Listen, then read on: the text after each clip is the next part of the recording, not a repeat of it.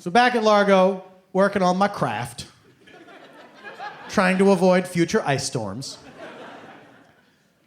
Around that time, the film director, Paul Thomas Anderson, was hanging around at Largo. He had just had a big success with his first movie, Boogie Nights.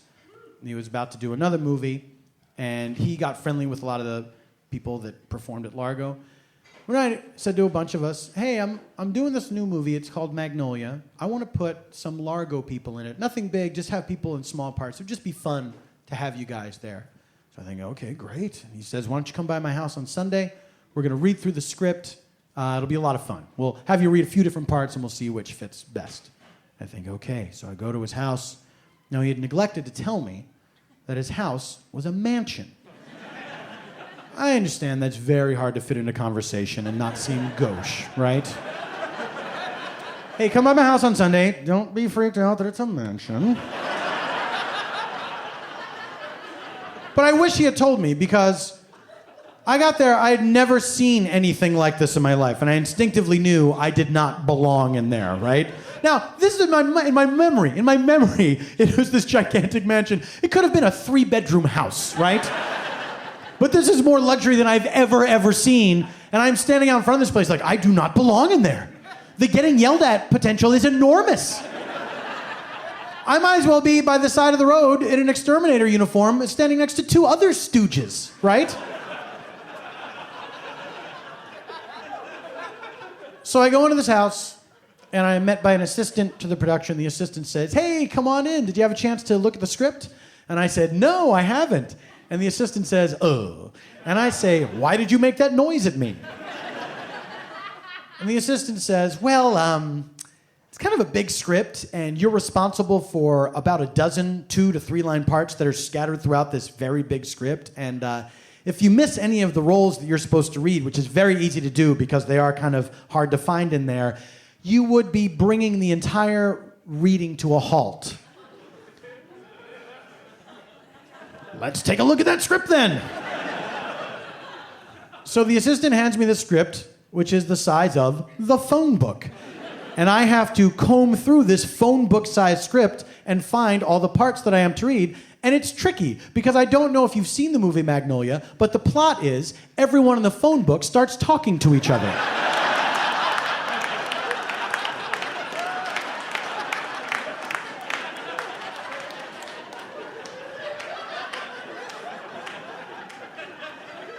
So I have the script, and I have the list of the characters that I am to play and the pages upon which they appear. So I am the first to arrive. I'm sitting at this table, and I'm frantically flipping pages and circling the names of the characters that I am to play, so I don't miss any. Flipping and circling, flipping and circling. Famous people start to show up and sit at the table, and I think to myself, do not look at those famous people. They will distract you from your flipping and circling. So I'm flipping, circling. Finally, there is one seat left at the table, right next to me, and in this seat sits Tom Cruise. And I say, do not look at Tom Cruise under any circumstances. Get back to your flips and circles. Well, I don't have a chance to ignore Tom Cruise, because Tom Cruise taps me on the shoulder and says, hi, I'm Tom.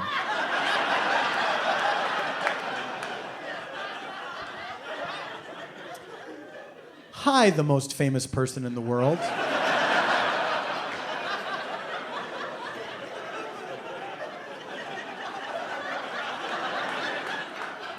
I'm Paul. Tom, did you say? I heard it's good to repeat people's names when you first meet them so you won't forget. Tom. Not Dom Cruise.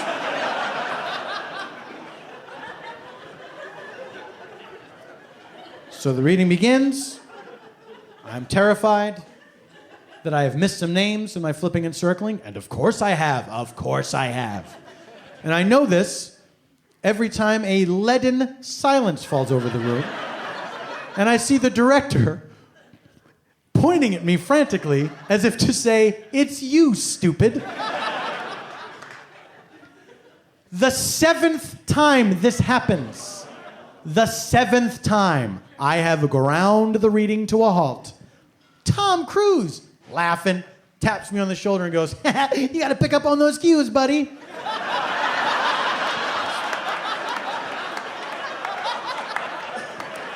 Do I need this from you? Hey everyone, if you're wondering who is wrecking this entire afternoon, the most famous person in the world would like to point that person out to you.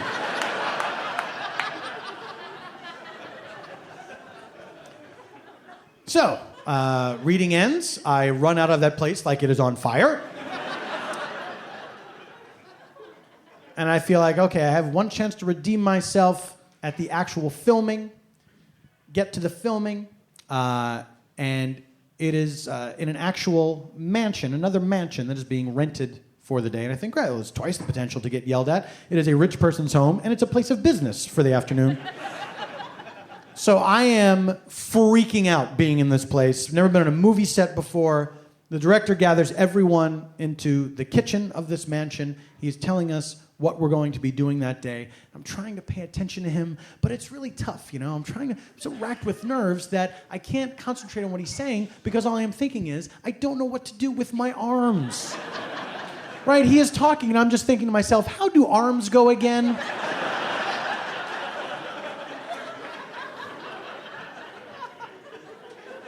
So finally, I espy in front of me, there's this table. I'm in this little breakfast nook. There's this